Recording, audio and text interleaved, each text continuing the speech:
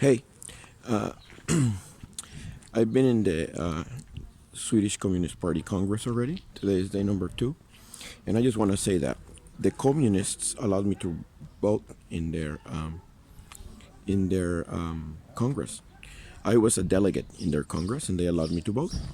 You know, in the 22 years that I lived in Sweden, not once was I allowed to vote by the democracy, the so-called demokratin, right?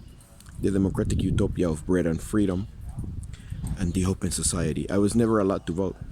And I mean, in 22 years. And the majority of the time that I was in Sweden, I was there legally, waiting for the Migrationsverket to make the decision about my asylum applications.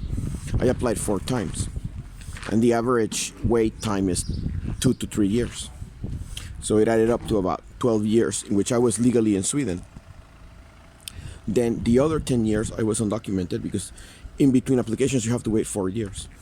This is the old system. Now they changed it. Now they have a filter.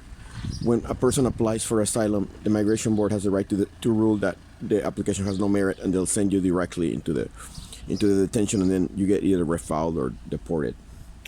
But yeah. So anyways, the communists allowed me to vote. For the first time in my life, I've voted in Sweden.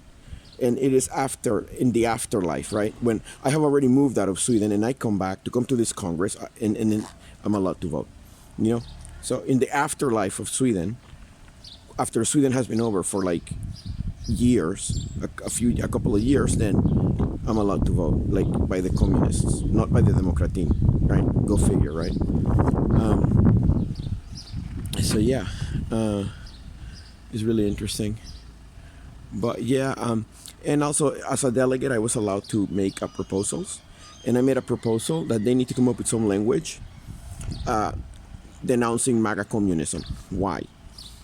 You would say, oh, but you're a support. In other contexts, you support MAGA communism.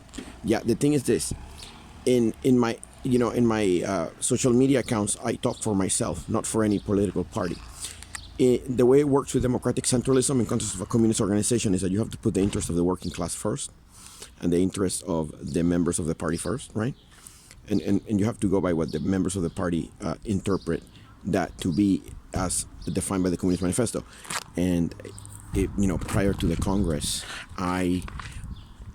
we had a pub night, the first night prior to the Congress starting on the Thursday, and we went to this pub, and I had a political discussion.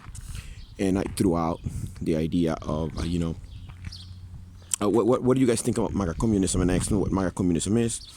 The American working class and, in European working classes increasingly support the populist right type, like, for example, Trump. And so, you know what I mean? So, and they say, yeah, but then, immediately, pretty much all the people that were in that table, and these are Swedish, Norwegian, and Danish communists, they were like, no way, absolutely not. They're against MAGA communism. They think it's opportunism. They think it is counterproductive, that it's going to destroy the workers instead of helping them.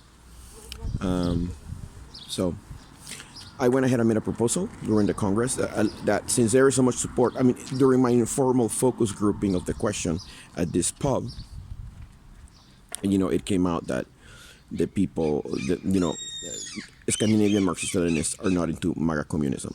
So I said in the proposal that I made was, well, then you guys need to come up with a paragraph in the party program explicitly, renouncing MAGA communism, So I guess that would be one of the differences.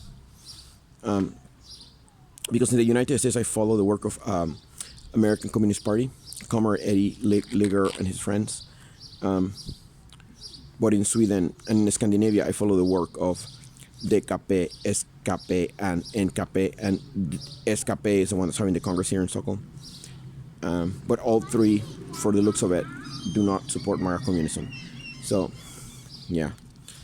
So, I don't know. I can understand both sides of the argument. But I think that in this one, then since the members are so much opposed to it, then the party program should reflect that. That was my proposal. And yeah, so it's really interesting, It's really interesting.